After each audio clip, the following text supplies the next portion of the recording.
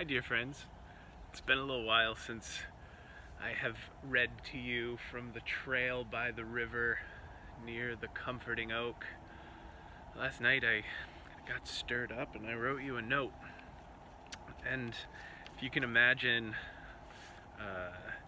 like if you're pulling a necklace out of the bottom of your jewelry box that's been there for a couple of years and the chain is all clumped up, or your headphones, the kinds with the cords, pulling them out of your pocket or your purse, all knotted, or for me, setting up a tarp, especially in the wind and the rain, the cordage is not being helpful. Those are the sorts of images that inform this reflection. The world feels all tangled up.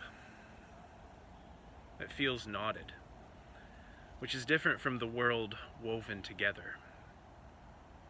A woven web of diverse and shimmery strands, or a beautiful braid with each part carefully plaited against the other, that reads like poetry.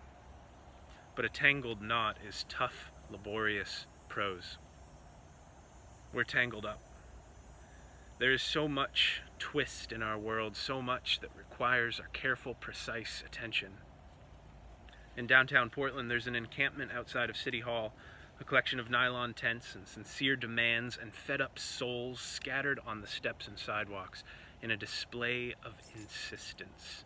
Give us space. 2 months ago, I stood outside the same City Hall, having marched with thousands through the streets. A collection of voices and bodies and grief and weary souls scattered on the steps in a display of defiance and assertion. Black Lives Matter. Each week I gather online with 60 other aching souls who long to curb the status quo of American overconsumption and of profit-driven policies that wreck the commons of the air we breathe, the water we gulp, the fruits we gather, the places we live. And a virus, and incompetency, and arrogance, a moral crisis of what it means to be a leader in this world so easily dominated by the misplaced fears of a misinformed public. Southern Maine has been sticky with heat in recent weeks. Then yesterday, the skies clouded and winds began to move the heat of recent days to stir up the stickiness of the hot and exhale it back out over the water. The tops of the trees were tickled by the stir, bearing witness to the movement in the air.